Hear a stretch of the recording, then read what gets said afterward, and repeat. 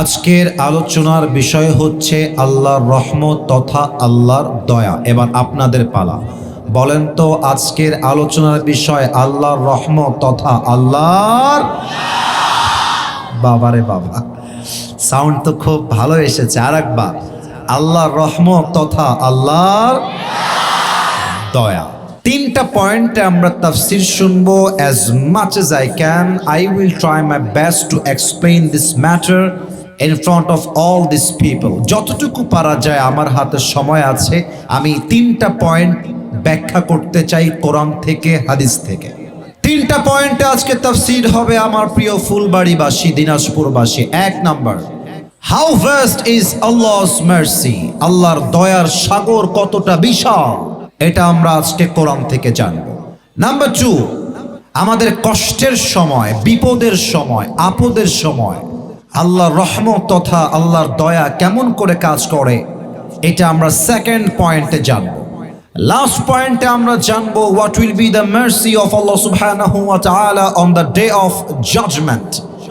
কিয়ামতের কঠিন দিনে আল্লাহর দয়া তার বান্দার উপরে কেমন করে কাজ করবে, কিয়ামতের দিন আল্লাহর দয়া আমাদের উপরে কেমন হবে, কিভাবে হবে, এই তিনটা পয়েন্টকে কোরআন থেকে, হাদিস থেকে, রেফারেন্স ভিত্তিক, দলিল ভিত্তিক আপনাদের সামনে আজ আমি রিপ্রেজেন্ট করতে চাই। Let's come to the first point. প্রথম পয়েন্টে চলে যেতে চাই। আউযু বিল্লাহি মিনাশ শাইতানির রাজীম। ওয়ারহমাতি ওয়াসিআত কুল্লা শাই। আল্লাহ বলছেন, আমার দয়া, আমার মায়া, my mercy encompasses all things in the world. আমি আল্লাহর দয়া পুরো পৃথিবীর প্রতিটা জায়গায় ছড়িয়ে আছে। তোমার জীবনের প্রতিটা মুহূর্তে আমি আল্লাহর দয়া কাজ করছি। এবার একটা প্রশ্ন করতে চাই, উত্তর দিবেন জবান খুলে। আমি যে আমার ঠোঁটটা নাড়িয়ে কথা বলছি, দিনাজপুরবাসী, আমার একটা টোন, গলার আওয়াজ আপনাদের কর্ণকুহুরে পৌঁছাচ্ছে। এই যে আমার জবানের কথা, এই কথা বলার সুযোগ, তৌফিক, শক্তি আমাকে দিয়েছে একজন। বলেন সবাই, তিনি কে? একটু আস্তে হয়েছে, আর একবার জোরে বলেন।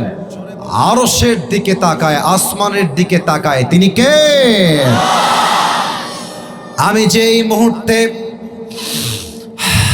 নিঃশ্বাসটা নিলাম, I am taking my breath, oxygen, এই অক্সিজেনটা আমাকে দিচ্ছে একজন, তিনি কে? ভেবে দেখেছেন কখনো এভাবে? এই যে অনেকের গলায় মাফলার দেওয়া, আমি ওয়েস্ট কোট পরে আছি, অনেকে চাদর পরে আছে, অনেকে রুমাল পরে আছে। এই রুমাল কেনার সামর্থ্য তো আল্লাহ চাইলে দিতে নাও পারতেন। আল্লাহ চাইলে তো আমাকে ফিলিস্তিনেও জন্ম দিতে পারতেন। কিন্তু এই যে আমার গায়ে জামা, আমার টুপি, আমার চাদর, আমার রুমাল, আমার মায়েরা বোরকা পরে দেহটা ঢেকে আছে, ইজ্জতের সঙ্গে আছে। আমরা সকালে খেয়েছি, দুপুরে খেয়েছি, রাতেও খাবো, বাসায় ঘুমিয়েছি, আরাম করে মাহফিলে এসেছি। এই সব কিছু রিজিকের বন্দোবস্ত করেছে একজন, তিনি কে? আল্লাহ বলছে, আমার বান্দা, তোর প্রত্যেকটা জীবনের প্রত্যেকটা মুহূর্তে আমি আল্লাহর দয়া আছে। আমি আল্লাহর দয়া ছাড়া তুই খাইতে পারবি না, চলতে পারবি না, বলতে পারবি না, উঠতেও পারবি না, বসতেও পারবি না। আমি আল্লাহর দয়া পৃথিবীর প্রত্যেকটা প্রান্তে প্রান্তে আছে না নাই? এক নাম্বার আয়াত। দুই নাম্বার আয়াত, قل يا عبادي الذين أسرفوا على أنفسهم لا تقنطوا من رحمة الله إن الله يغفر الذنوب جميعا إنه هو الغفور الرحيم। আল্লাহ রাব্বুল আলামিন বলছেন, নবী আপনি বলে দেন। আল্লাহ রাব্বুল আলামিন বলছেন, হে আমার বান্দারা। আল্লাহ ডাক দেওয়ার সময় বলেন নাই হে মুসলমানেরা, হে ইমানদারেরা। আল্লাহ বলেছেন, হে আমার বান্দারা। দিনাজপুরবাসী, কথা বোঝা যায় নাকি যায় না? এই উত্তরে ওয়াজ হবে না, কথা বোঝা যায় নাকি যায় না? আল্লাহ বলেন নাই হে ইমানদারেরা, হে মুসলমানেরা, আল্লাহ বলেছেন হে আমার বান্দারা। তার মানে হিন্দু আমার বান্দা, খ্রিস্টান আমার বান্দা, বৌদ্ধ আমার বান্দা, পাহাড়ি যারা আছে তারাও আমার বান্দা, মুসলমান আমার বান্দা, কাফের আমার বান্দা, বিএনপি আমার বান্দা, জামাত আমার বান্দা, সবাই আমার বান্দা। চাই তুমি গুনাহগার হও কিংবা গুনাহমুক্ত হও, তুমি আমারই বান্দা। আল্লাহ বলছে তুমি যদি অনেক পাপ করে থাকো, অনেক জুলুম করে থাকো, অনেক অন্যায় করে থাকো, লা তাকনাতু মির রাহমাতিল্লাহ, never lose hope from the mercy of your lord. রবের রহমত থেকে, মায়া থেকে নিরাশ হয়ে যেও না। দুটি হাত তুলে আল্লাহকে বলো, আল্লাহ আমি অনেক পাপ করেছি, অনেক অন্যায় করেছি, আল্লাহ তুমি ছাড়া কেউ জানে না, আল্লাহ তুমি আমারে মাফ করে দাও। আল্লাহ বলছে বান্দা তোর চোখের পানি নাকের ডগায় আসার আগে আমি আল্লাহ তোর জীবনের সব গুনাহ খাতা মাফ করে দিব। তাও তো সুবহানাল্লাহ কইতে পারলেন না আপনার সবাই। কতটা দয়াময় তিনি, কতটা মায়াময় তিনি। এই জন্য আল্লাহ রাব্বুল আলামিন বলছেন লা তাকনাতু মির রাহমাতিল্লাহ, হে আমার বান্দা তোমরা আমি আল্লাহর রহমত থেকে নিরাশ হয়ে যেও না। এবার একটা প্রশ্ন করছি, আমাকে জবান খুলে উত্তর দিবেন। রংপুরে জেলখানা আছে না নাই? এই তো যুবকরা অ্যাক্টিভ হয়ে গেছে। বলেন জেলখানা আছে না নাই? মনে করেন আমি আসিফ হুজুর কোনো আলেম নই, বক্তা নই, আমি একজন প্রফেশনাল চোর। কথার কথা, আপনারা জানেন আমার কোনো একটা মাহফিলে আমার ফোনটা চুরি হয়ে গেছিল। ওইটা চুরি করছিল, এটা আমি পরে জানতে পারছি, পকেট থেকে বের করে নিয়েছে আমার। তো মনে করেন আজকের এই মাহফিলে আমি একজন চোর হয়ে এসেছি, কোনো আলেম আমি নই। তো চুরি করার পরে আমাকে রফিক ভাই ধরে ফেলেছে, এই চোরটা কই থেকে আসছে, এই ধর ধর ধর ধর। সবাই মিলে আমাকে ধরছে। মনে করো আমাকে দিনাজপুরের জেলখানায় দিয়ে দিয়েছে আমাকে চুরি করার মামলায়। আমি 3 মাস জেল খাটলাম। জেল খাটার পরে জেল থেকে বের হয়ে দিনাজপুর ফুলবাড়িতে এসে একটা R15 বাইক চুরি করলাম। কথাগুলো বুঝতে হবে, আমি কথাটা বলছি হাদিস বোঝাবার জন্য, মজা করবার জন্য নয়। R15 চুরি করার পরে আমাকে আবার জেলখানায় বন্দি করা হলো। 4 মাস জেল খাটলাম, আবার বের হলাম। জেলখানা থেকে বের হয়ে রংপুরের কোনো একটা শহরে কোনো একজন মেয়েকে রাস্তার মাঝে আমি ইফতিজিং করলাম। আমার নামে আবার মামলা হলো, আবার জেলখানায় গেলাম। তো জেলখানার সিস্টেম হলো, কোনো আসামি যদি বারবার জেলখানায় যায় আর বের হয়, একটা পর্যায়ে গিয়ে তার নামটা হয়ে যায় দাগি চোর, দাগি ডাকাত, দাগি আসামি। তার নামটা ব্ল্যাক লিস্টে চলে যায়, সে একজন দাগি চোর হয়ে যায়। সে জেল থেকে মুক্তি পেলেও তার নামটা আসামির খাতার থেকে কেটে যায় না। কিন্তু আল্লাহর দয়া কত বিশাল একটু খেয়াল করবেন। আল্লাহ বলছে আমার বান্দা যদি কোনো গুনাহ করে, কথার কথা একজন বান্দা কোনো নারীর সাথে জেনা করেছে, জেনা করার পরে সে দিল থেকে তওবা করে বলছে আল্লাহ this is my promise to you, এটা আমার ওয়াদা, আমি এই পাপ আর জীবনেও করব না, আল্লাহ তুমি আমারে মাফ করে দাও। আল্লাহ বলছে আমি শুধু মাফ করব তা নয়, বরং আমি আমার বান্দার নামটা আসামির খাতার থেকে মুছে দিয়ে আমার বান্দাকে নিষ্পাপ বান্দা হিসেবে কবুল করে নিব। বামের ভাইয়েরা সুবহানাল্লাহ কেউ পড়ে নাই, বলেন সবাই মিলে সুবহানাল্লাহ। কতটা দয়ার সাগর। আর একটা এক্সাম্পল দেই, আমরা যেই থানার ভেতরে আছি এই থানার নাম হচ্ছে ফুলবাড়ি থানা। কথা কি ভুল বললাম না ঠিক বললাম? আচ্ছা, মনে করেন ফুলবাড়ি থানাতে 2 লক্ষ মানুষ আছে, কথার কথা 2 লাখ মানুষ। আল্লাহ তাআলা আমাদের গুনাহের জন্য চেয়েছেন যে ফুলবাড়ি পুরোটাকে আযাব দিয়ে ধ্বংস করে দিবে, কিন্তু আল্লাহর নিয়ম হচ্ছে কোন জাতিকে আযাব দেওয়ার পূর্বে আল্লাহ আরেকবার সেই জাতির দিকে তাকায়। কোন একজন বান্দা যদি জিকির করে সুবহানাল্লাহ, কোন একজন বান্দা যদি কোরআন তেলাওয়াত করে, কোন একজন বান্দা যদি সেজদায় পড়ে থাকে, ওই একজন বান্দার জন্য আল্লাহ রাব্বুল আলামিন সঙ্গে সঙ্গে আযাবটাকে তার বান্দার জন্য থামায় দেয়। সুবহানাল্লাহ, কতটা দয়া, কতটা মায়া আমার রবের। এবার একটা ঘটনা বলতে চাই, যে ঘটনা এসেছে বনি ইসরাঈলের বর্ণনা। টাইম ইজ টু শর্ট, আমাকে অল্প সময়ে দামি কথা বলতে হবে। বনি ইসরাঈলের একজন যুবক ছিল, তার নাম ছিল কিফেল। এবার সবার পালা উত্তর দেওয়ার। নাম হচ্ছে কিফেল। যুবক ভাইয়ারা নাম বলো, কি নাম? কিফেল। এই যুবক প্রত্যেক দিন একজন নতুন নতুন মেয়ে নিয়ে আসতো এবং তার সঙ্গে জেনার সম্পর্ক গড়ে তুলত। প্রতিদিন নতুন নতুন নারীর সাথে অবৈধ সম্পর্ক। লম্বা ঘটনা, অল্প কথায় বলছি, জাস্ট আল্লাহর দয়াটা বোঝাতে চাই। একদিনের ঘটনা, কিফিল একজন সুন্দর নারীকে ঘরে নিয়ে আসছে জেনা করবার জন্য। কিফিল হঠাৎ করে চোখ দিয়ে তাকিয়ে দেখছে ওই মেয়ের 2 চোখ বেয়ে বেয়ে পানি ঝরছে, 2 চোখে পানি আর পানি। কিফিলের মনে একটা ধাক্কা লেগেছে। কিফিল বলছে, প্রিয় বোন, তোমার চোখের কোঠায় পানি কেন? তুমি কাঁদছো কেন? ওই মেয়ে ডাক দিয়ে বলছে, কিফিল, আমি কোনো প্রস্টিটিউট নই, আমি কোনো পতিতার ঘরের মেয়ে নই, আমি একজন মুসলমান ঘরের মেয়ে। আমার দেহে আজ অব্দি কোন পুরুষ একটা মুহূর্তের জন্য হারাম ভাবে টাচ করে নাই। আজ আমার ক্ষুধা, আজ আমার অভাব তোমার বেডে, তোমার বিছানায় আমাকে বসতে বাধ্য করেছে। আমি আসলে এই রকম কোনো মেয়ে নই।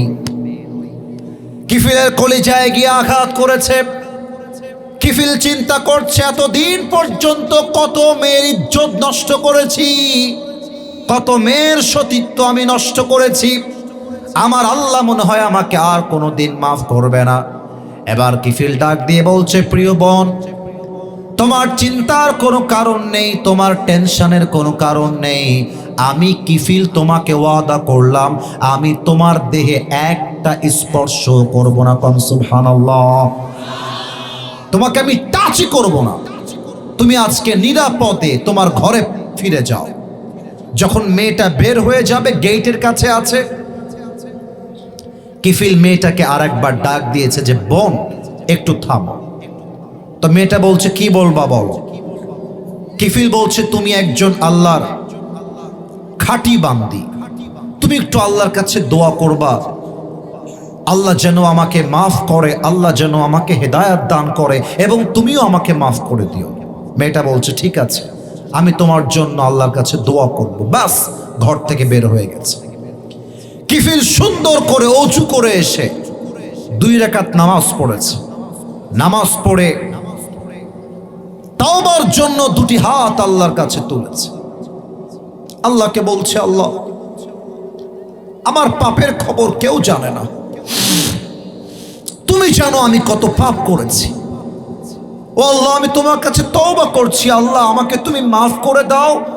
আমি জীবনেও আর কোনো পাপের কাছে বেঁচে থাকতে যাব না। আল্লাহ, আমি যাব না। আল্লাহ আমাকে মাফ করো। আল্লাহ, আমি আর পাপ করব না। এই দোয়া করতে করতে কিফিল একটা পর্যায়ে গিয়ে বলছে, আল্লাহ, তুমি যদি আমার তওবা কবুল করে থাকো, তবে এখনই আমাকে তুমি তোমার কাছে নিয়ে চলে যাও। আল্লাহ, তুমি যদি আমার তওবা কবুল করে থাকো, এখনই আমাকে মৃত্যু দাও। বাস, মালাকুল মউত কিফিলের সামনে চলে আসছে। কিফিল সঙ্গে সঙ্গে পড়েছে, লা ইলাহা ইল্লাল্লাহ মুহাম্মাদুর রাসূলুল্লাহ। আজীবন জেনাকারী একজন যুবক তাওবার জন্য আল্লাহর কাছে একজন জান্নাতি বান্দা হিসেবে ফিরে গিয়েছে। সুবহানাল্লাহ পড়বেন না আপনারা মিয়া? এখানে অনেক যুবক বসে আছো, আমি আমার গতকালের মাহফিলেও বলছিলাম, এটা আবার কেউ রাগ করবেন না, আমি ভালোবেসেই বলছি। এখানে অনেক যুবক আছো যে শুক্রবারে জুমার নামাজটাই শুধু পড়েছ, গতকাল শনিবার গেছে, আজ রবিবার। এখানে এমনও মানুষ আছে যারা জুমার নামাজের পরে এই পর্যন্ত একটা ওয়াক্ত নামাজও জামাতের সাথে পড়ে নাই, এখানে বসে আছে। এখানে এমনও যুবক বসে আছে যে যুবকের মোবাইল ফোনটা বের করলে, রাগ করবা না, মোবাইল ফোনটা বের করলে যদি চেক করা হয়, ওর মোবাইল ফোনে হাজারো নারীর উলঙ্গ ভিডিও ছবি খুঁজে পাওয়া যাবে। অনেক মেয়েরা আজকের মাহফিলে এসেছেন, I salute them, I respect them from my heart. প্রত্যেকটা নারীকে আমরা সম্মান জানাই, শ্রদ্ধা জানাই। তবে আজকের মাহফিলে এমনও অনেক মেয়ে আসতে পারে যে শুক্রবারে দিনাজপুর শহরে গিয়ে তার বয়ফ্রেন্ডের সঙ্গে প্রেম করে বাসায় ফিরে আসছে। বোরকা দেখলে কিন্তু আজকাল বোঝা বড় দায়। বোরকা তো পরে মুখ ঢাকা, হাত ঢাকা, পা ঢাকা, দেখলেই মনে হবে यार ये लड़की तो अभी के अभी जन्नत से भाग के दुनिया में आई है माशाअल्लाह, কনফার্ম জান্নাতি। এত সুন্দর বোরকা আর হিজাব। কিন্তু অনেক মেয়ে আছে দেখবা বোরকা পরেই চারটা ছেলেকে নাকের ডগায় রশি লাগায় ঘুরিয়ে বেড়ায়। আর রংপুর শহরে আমি যত মেয়েকে রাস্তাঘাটে প্রেম করতে দেখেছি তার 80% ছিল বোরকাওয়ালি মেয়েরা। এদেরকে দেখলে আমার বলতে মনে চায় উপরে ফিটফাট, ভেতরে পুরোটাই সদরঘাট। তবে সব মেয়েকে আমরা এক পাল্লায় মাপি না। যেই মেয়েরা উপরেও এক ভিতরেও এক, তাদের জন্য আমাদের স্যালিউট আছে না নাই? আর যারা উপরে ফিটফাট ভেতরে সদরঘাট, তাদের জন্য বলবো ভালো হয়ে যাও মাসুদ। আচ্ছা, আমি যেটা বলছিলাম, অনেকের ফোনে পর্নোগ্রাফি থাকতে পারে, অনেকের হারাম প্রেম থাকতে পারে, অবৈধ রিলেশনশিপ থাকতে পারে। এখানে অনেকের পকেট চেক করলে ডার্বি বিড়ির প্যাকেটও খুঁজে পাওয়া যেতে পারে। আল্লাহ যদি কিফিলকে মাফ করতে পারে তার দয়া দিয়ে, মায়া দিয়ে। This is my important message for the people of Dinajpur. এটা আমার আসল কথা। কিফিলকে যদি আল্লাহ হাজারো নারীর সঙ্গে জেনা পড়ার পরেও মাফ করতে পারে, ওই আল্লাহ কি এখন আর নাই? এত আস্তে বললে হয় না। ওই আল্লাহ কি আর নাই? ওই আল্লাহর দয়া কি আর নাই? ওই আল্লাহর মায়া কি আর নাই? আল্লাহ তুমি তাকায় দেখো, প্রচন্ড শীতের মাঝে হাজারো যুবক তোমার রহমতের ভিখারি, হাজারো মুরব্বী তোমার দয়ার ভিখারি, হাজারো মা তোমার দয়ার ভিখারি। আল্লাহ রে, তুমি তোমার দয়া দিয়ে, মায়া দিয়ে, রহম দিয়ে আমাদের জীবনের সব গুনাহ খাতা মাফ করে দাও। পড়েন সবাই আমিন। Number 1 point is done. Second point, বিপদের সময় আল্লাহর দয়া কাজ করে কেমন করে। প্রথমে একটা মেসেজ দিতে চাই। অনেকের বাড়িতে বউ আছে, অনেকের বাড়িতে বউ নাই, এটা আমি জানি। যাদের বাড়িতে বউ নাই, বাবাদের পায়ে হাত রেখে বলবো, আব্বাজান নিজের ছেলেকে সঠিক বয়সে আপনার বিয়ে দেওয়া লাগবে। ছেলেকে বিয়ে দেওয়ার ব্যাপারে যত লেট করবেন, আপনার ছেলে তত বেশি ধ্বংস হয়ে যাবে। আমি তো স্পষ্ট ভাষায় বলি, যুবকদের চরিত্র ঠিক করতে বউ ছাড়া দ্বিতীয় আর কোনো গতি নাই যুবক ভাইরা। এবার দেখেন, যদি কখনো বিপদে পড়েন, কষ্টে পড়েন, কষ্টের কথা আগে বউকে নয়, আগে মাকে নয়, বন্ধুকে তো আরো নয়। আজকালকার বন্ধুরা হয়ে গিয়েছে গাদ্দার আর বেঈমান দিয়ে ভরা। টাকা থাকলে বন্ধু আমি তোর সঙ্গে আছি, টাকা নাই তোর সঙ্গে আমি নাই। আইফোন আছে বন্ধু আমার, R15 আছে বন্ধু আমার। বিপদে পড়লে বন্ধুকে হারিকেন দিয়েও খুঁজে পাওয়া যায় না, ঠিক কিনা বলে? আল্লামা ইকবাল রহমতুল্লাহি আলাইহি, যার ভাষা ইজ ফ্রম পাকিস্তান, তার ভাষা উর্দু। কথা কে বলে ওখানে চিৎকার করে কেন? ওরা গেছে, দিলে দিবেন, না দিলে নাই, চিৎকার কেন? এটা আদব আছে না ভাই আমার? একদম একটা শব্দ যেন আমি আর না পাই। আপনাদের পায়ে হাত রাখলাম আপনাদের ভাই হিসেবে, আর কোনো আওয়াজ করবেন না। আল্লামা ইকবাল রবের দয়াকে বোঝাতে গিয়ে একটা কবিতা লিখেছেন, 8 লাইনের কবিতা, যে বিপদে তুমি তোমার রবের উপরে ভরসা করবা কেমন করে। আমি উর্দুতে বলবো 8 line, and then I will translate in Bangla, এরপরে আমি বাংলায় তর্জমা করে দিব। তবে আমার বিশ্বাস বাংলা তর্জমা জাস্ট মুরব্বীদের জন্য, মা বোনদের জন্য করতে হবে। আমার যুবকরা বাংলাও বোঝে, উর্দুও বোঝে, হিন্দিও বোঝে, ইংরেজিও এরা বোঝে, তাই না? আল্লামা ইকবাল লিখেছেন, गम के बाद खुशी जरूर आती है और ये खुशी अपनी रब की तरफ से ही आती है। हर रात के बाद दिन की रोशनी छा जाती है और सब्र करने वालों को खुदा की तरफ से नेमत मिल ही जाती है। जो दुख में भी अपनी रब को याद करता है मेरे दोस्त, रब उसका हाथ कभी नहीं छोड़ता। जो दुनिया से कुछ ना कहे बस अपनी अल्लाह से कहता है, उसकी दुआओं का जवाब हमेशा खामोशी में आता है। इसलिए जब तुझे मांगना हो तो उसी से मांग, जब तुझे दुआ मांगना हो तो उसी से मांग, जब तुझे पुकारना हो तो उसी को पुकार, और जब तुझे भरोसा करना हो तो उसी पर कर, क्योंकि भरोसे के काबिल सिर्फ वही है, वो तेरा रब है, वो तेरा अल्लाह है। এবার বলো ঠিক আছে কিনা আমার কথা? আল্লামা ইকবাল বলেছেন, রাতের পরে দিন যেমন আসে, কষ্টের সাথে আল্লাহর রহমত তথা দয়াও তেমন আসে। কষ্টে পড়লে, বিপদে পড়লে বউকে আগে বলতে যেও না, মাকে আগে বলতে যেও না, বন্ধুকে আগে বলতে যেও না। সেজদায় লুটিয়ে যাও, আল্লাহকে বলো, আল্লাহ আমার সঙ্গে কেউ নাই, তবে আমার বিশ্বাস তুমি আমার সঙ্গে আছো। এবার আল্লাহ কি বলছে? কোরআন তার প্রশ্নের জবাব দিবে। কোরআন বলছে, وَمَن يَتَوَكَّلْ عَلَى اللَّهِ فَهُوَ حَسْبُهُ. Whoever trusts in Allah subhanahu wa ta'ala in all the situations in life, Allah is sufficient for him. সুবহানাল্লাহ। কেউ আসতে পড়বেন না বাংলা তর্জমা করার পরে। আল্লাহ বলছে, তোর কষ্টে, তোর দুঃখে, তোর আপদে, তোর বিপদে, তোর সবচেয়েতে একাকিত্বের মুহূর্তে তুই যদি বলিস আল্লাহ আছে, আল্লাহ দেখবে, আল্লাহ আমার বন্ধু, আল্লাহ আমার ভরসা, তুই জাস্ট একবার বলবি মুখ দিয়ে, তোর কাউকে লাগবে না, আমি আল্লাহ একা তোর জন্য যথেষ্ট হয়ে যাব। একটু আস্তে সুবহানাল্লাহ পড়লেন যে, বলেন সবাই সুবহানাল্লাহ। এবার একটা আয়াত তেলাওয়াত করব, কিন্তু এই আয়াতটা আমি একা না, আপনাদেরকেও তেলাওয়াত করতে হবে, কারণ আমার বিশ্বাস 80% লোক এই আয়াতটা জানে। দেখা যাক পারেন কিনা। ফাইন্না মাআল উসরি ইউসরা, ইন্না মাআল উসরি ইউসরা, indeed with every hardship there is ease. প্রত্যেক কষ্টের সাথে একটা সুখ, একটা রহমত, একটা দয়া। বলেন সবাই আছে না নাই? আচ্ছা, আমাদের এই মাহফিলের দয়াটা বোঝার ট্রাই করেন।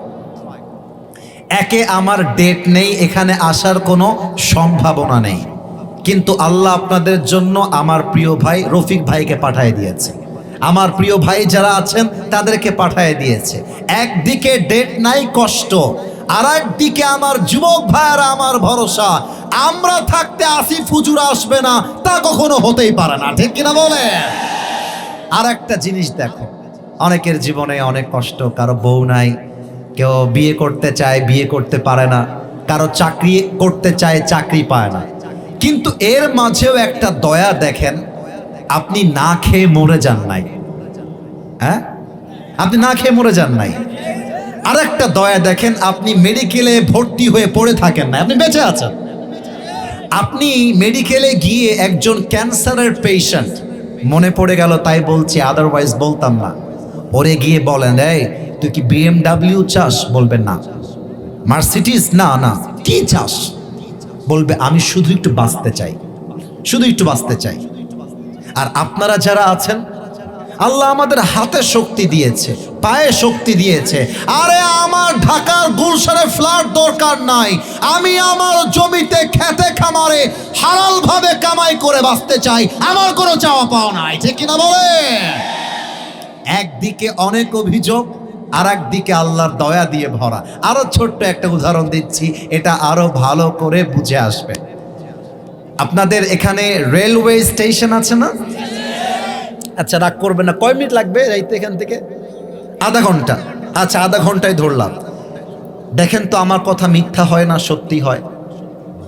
রেলওয়ে স্টেশনে দেখবেন মাঝে মাঝে অনেক শিশুরা শুয়ে থাকে ঠান্ডার ভিতরে খালি গায়ে। আমি নিজের চোখে দেখেছি, খালি গায়ে শুয়ে আছে। ইভেন অনেক মহিলা ঠান্ডার ভেতরে শুয়ে আছে, গায়ে কম্বল নাই, ল্যাপ নাই। কিন্তু আপনি আপনার দিকে তাকান, আপনাকে রেলওয়ে স্টেশনে থাকতে হয় নাই, ফুলবাড়ির বাঁকুড়া গ্রামে আপনার টিনের একটা ছাপড়ি হলেও তো বাড়ি আছে, তাই না বলেন মিয়া?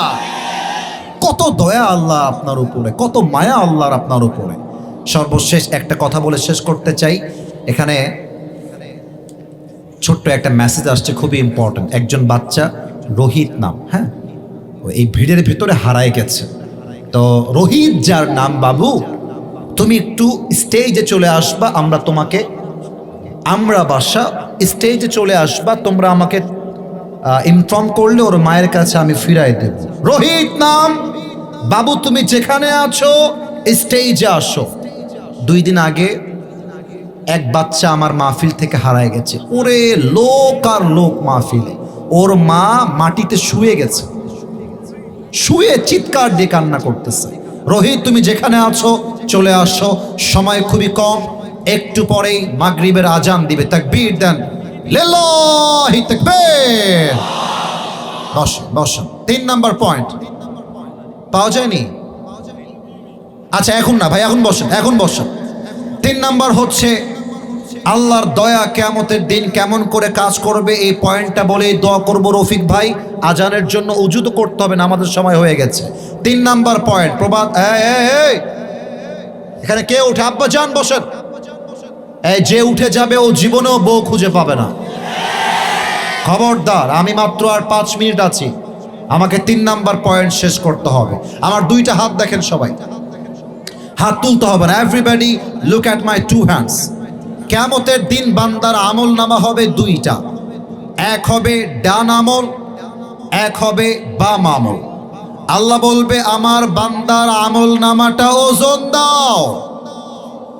যদি আমার ডান আমলটা বাম আমলের চাইতে জাস্ট হালকা একটু বেড়ে যায়, আল্লাহ বলবে যেহেতু 1% বেড়ে গিয়েছে, আমার বান্দাকে এখনই তোমরা জান্নাতের ঘোষণা দিয়ে দাও। সুবহানাল্লাহ পড়বেন না আপনারা সবাই? আর একটা হাদিস বলেই শেষ করতে চাই।